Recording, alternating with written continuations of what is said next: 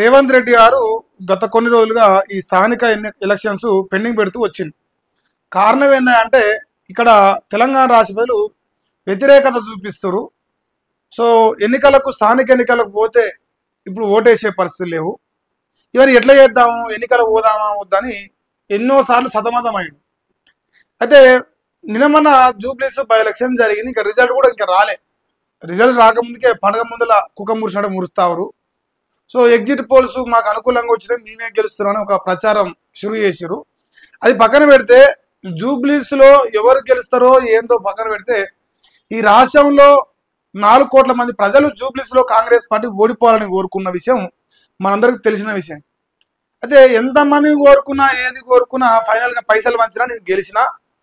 So దీన్ని చూసి ఆహా ఇది రెఫరెండము, ఆహా ఇది నా పరిపాలన బాగుంది అని చెప్పేసి ప్రజలు అనుకొని రేపు స్థానిక ఎన్నికల్లో గ్రామ పంచాయతీలలో ఓట్లు వేస్తారని ఇలా రేవంత్ రెడ్డి ఫిక్స్ అయినట్టుగా కనిపిస్తుంది. అందుకోసం ఇలా ఒక వార్తను కూడా రాసుకొస్తాడు. స్థానిక ఎన్నికలు పెడతారట, ఎప్పుడెప్పుడా అని ఎదురుస్తున్న స్థానిక ఎన్నికలు పెడతారట. కానీ మరి స్థానిక ఎన్నికలు ఇప్పుడు ఎందుకు పెట్టలేదు అంటే బీసీలకు 42% రిజర్వేషన్ స్థానిక సంస్థల ఎన్నికల్లో కల్పిస్తామని చెప్పేసి కాంగ్రెస్ పార్టీ దొంగ మాటలు చెప్పి ఇప్పటివరకు కాలయాపన చేసుకుంటా వచ్చింది. మరి అలా ఎన్నికలు పెట్టడానికి ఎవరు ఆపిరు, ఎవరు వద్దన్నారు అనేది సమాధానం లేదు. వాళ్ళే కులగన్న చేసిరు, వాళ్ళ ఎమ్మెల్సీలే తగలబెట్టరు, అన్ని జరిగినాయి. ఈ రోజుకి వచ్చినాక ఈరోజు అంటారు పాత రిజర్వేషన్తో పోతాం, కేసీఆర్ ఇచ్చిన రిజర్వేషన్తో పాత రిజర్వేషన్తో పోతాం, ఈ 42% రిజర్వేషన్ అనేది ఇక మేము గాలికి వదిలేసినాం. మరి చుట్టూ తిరిగి మళ్ళీ మొదలకే వచ్చేదానికి 23 నెలలుగా గ్రామ పంచాయతీలు ఎందుకు ఆగం చేసినట్టు, ఎందుకు కులగన్న పేరుతోని కాలయాపన చేసినట్టు, ఎందుకు ఇలా ఈ రాష్ట్రంలో గ్రామాలను ఆగం చేసినట్టు అనేది మరి ప్రజలు ఆలోచించాలి. ప్రభుత్వం అయితే దునపోతు మీద నిలబడ్డ వ్యవహరిస్తాను. నేనేమనుకుంటా ఉన్నా, మరి స్థానిక ఎన్నికలు ఒకవేళ పాత రిజర్వేషన్తో పోతే అసలు ఎవరు ఓటు వేస్తానికి అనుకూలంగా ఉన్నారు. ఇప్పుడు జూబ్లీస్లో రిజల్ట్ మనకు అనుకూలంగా వస్తారో దేవుడెరు.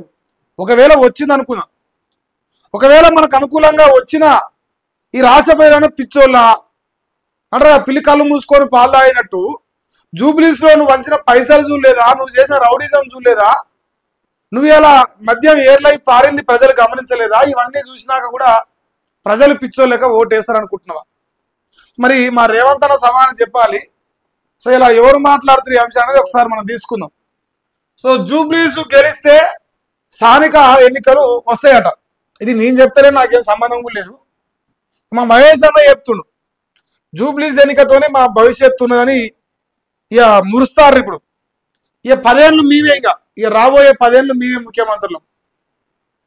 చూడరు ఒకసారి స్థానిక ఎన్నికలపై త్వరలో నిర్ణయం తీసుకోనున్నారు. ఎందుకు జూబ్లీస్లో మనకు అనుకూలంగా వస్తుందని వార్తలు వస్తున్నాయి కాబట్టి ఈ వార్త వచ్చింది. 1-2 రోజుల్లో సీఎంతో చర్చిస్తామని మహేష్ అన్న అంటుండు. హైకోర్టు తీర్పు ప్రకారం ముందుకెళ్తారట. బీసీ బిల్లులకు కిషన్ రెడ్డి, బండి సంజయ్ అడ్డుపడుతున్నారు. ఇప్పుడు హైకోర్టు నిర్ణయం ప్రకారం అని ఇక్కడ ఒక స్టేట్మెంట్ వాడింది.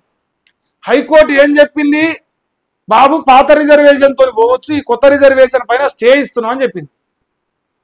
మరి స్టే ఇస్తే పాత రిజర్వేషన్తోనే కదా పోవాల్సింది, హైకోర్టు నిర్ణయం అంటే గదే కదా అంటే చెప్పగానే చెప్తుడు. ఇది ఇంకా ఈ చుట్టు తిప్పుకొచ్చి మళ్ళీ ఆడికే వస్తాడు, అది నోరుతో చెప్తాడు అంతే అని చెప్పే వ్యవహారంలో తెలిసిపోతుంది. పాత రిజర్వేషన్ ప్రకారం ఇచ్చే అవకాశం ఉందని అంటే 50% లోపు, ఈ తీసుకొచ్చి 69% దాకా వస్తుంది. ఇక 2 ఏళ్ల పాలనపై ప్రజలు పూర్తి సంతృప్తితో ఉన్నట్టు. ఇలా నేను టీషర్ట్ వేసుకొచ్చుకోవాలి, అదృష్టం బాగుంది మా మహేష్ అన్న. పూర్తి సంతృప్తిగా ఉన్నట్టు అంటే 6 గ్యారెంటీలు 100 రోజులలో 600 సార్లు అమలై, 100 రోజులలో లేదా 700 సార్లు అమలై తీసుకొని ఇల్లు మొత్తం నిండిపోయినాయి పథకాలతో. ఇంట్లో జాగలేదు మనందరికీ, ఇట్లా జాగలేరంత నిండిపోయి పథకాలు తీసుకొని కాంగ్రెస్ పార్టీ బాగున్నది, బ్రహ్మాండంగా పరిపాలిస్తుంది, మనంతా మూస్తున్నామంట. మరి ఆ మురిపో నాకేం కనపడలే, అలా కనిపిస్తుందంట. అలా కనిపిస్తుందని రాస్తావు. అందుకే జూబ్లీస్లో గెలవబోతున్నాం అంటున్నాం. వచ్చేసారి 100 సీట్లతో ఇప్పుడు అందుకే జూబ్లీస్లో గెలవబోతున్నాం. నిన్న అన్న మీట్ ది ప్రెస్ అని ఒక ప్రోగ్రామ్ పెట్టింది రేవంత్ అన్న.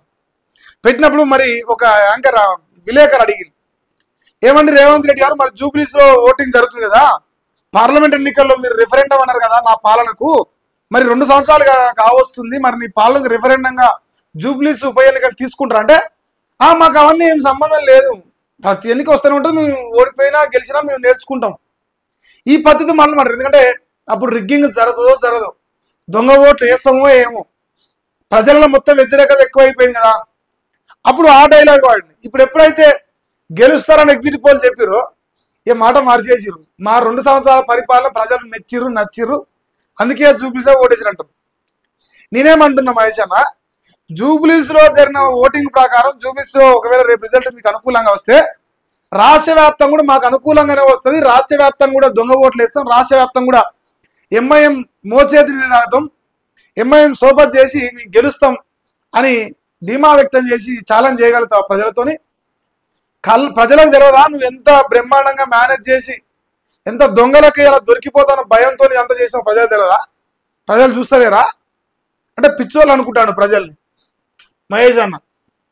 ఇంకా అందుకే జూబ్లీస్ లో గెలవబోతున్నాడు. వచ్చేసారి 100 సీట్లతో మళ్ళీ అధికారంలోకి వస్తాం. 100 వస్తాయని ఆయన వంజాడు, అడ్డం వంజాడు. మీరకనే 100 వస్తా అని మురిసి ఆయన అడ్డం వంజాడు. మరి మీరు 200 సీట్లతోనని చెప్పి బెటర్ ఆప్షన్ అంటే 119 అని చెప్పి బరాబర్ 75 175కి 175.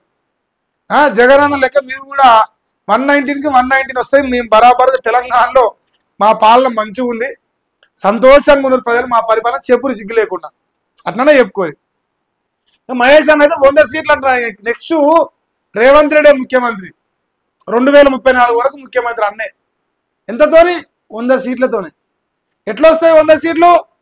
దొంగ ఓట్లు వేసి వస్తాయా మహేష్ అన్న? ఇప్పుడు జూబ్లీస్ లో దొంగ ఓట్లు వేసినాం, సేమ్ జూబ్లీస్ లెక్క దొంగ ఓట్లు వేస్తే కూడా రావాల్సిందే మరి 100 సీట్లు.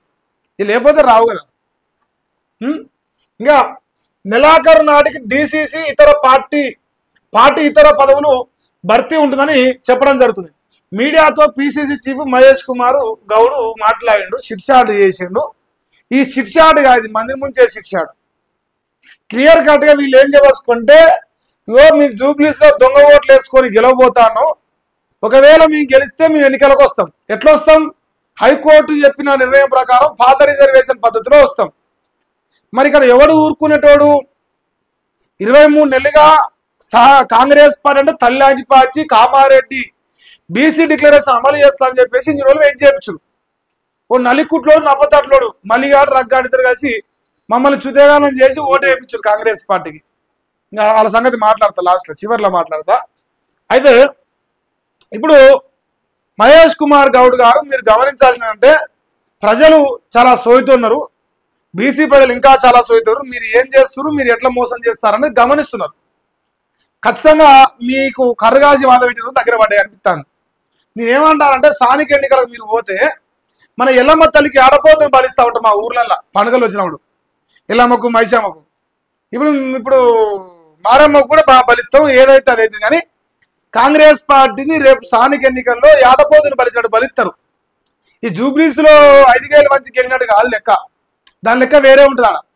ఎందుకంటే రైతులు మోసపోయి అలా గోసపడతారు, మోసపోయి గోసపడి ఈ రాష్ట్రంలో రైతులు కానీ నిరుద్యోగులు కానీ ప్రజలు కానీ సబ్బండ వర్గాలు ఇలా రూపాయ అభివృద్ధి జరగకుండా గ్రామాలు నాశనం అయిపోయి రైతుల పంటలు కొనకుండా నిరుద్యోగులకు ఉద్యోగాలు ఇవ్వకుండా నెలనాడు జీతాలు ఇవ్వకుండా అందరినీ వీన్ని వానలే అందరినీ మనం ఏసులు వేసుకుంటాను. ఇన్ని గమనించిన ప్రజలు ఏ రకంగా ఓటేస్తారు? ఇది అహంకార చర్య కదా. గుడ్డరాయి వీగరాని ఏటరాయి వీక్తాను వేయడం మీసం ఉంచోని. ఆ జూబ్లీస్ గెలుస్తారో సస్తారో తెలియదు, అప్పుడే మేము స్థానిక ఎన్నికలకు పోతాం, మేము గెలుస్తాం పాత రిజర్వేషన్ అంటాను. ఇక మరి పాత రిజర్వేషన్ మీద మరి పాత ప్రకారమే జనాలు కూడా చూస్తారు. 2034 ముఖ్యమంత్రి మరి 2028 వరకు ఉండడాన్ని ప్రజలు అనుకుంటారు. కానీ మీ కర్మ మేమేం చేయలేం, కానీ మీకు అహంకారం ఎత్తితే మేమేం చేస్తాం?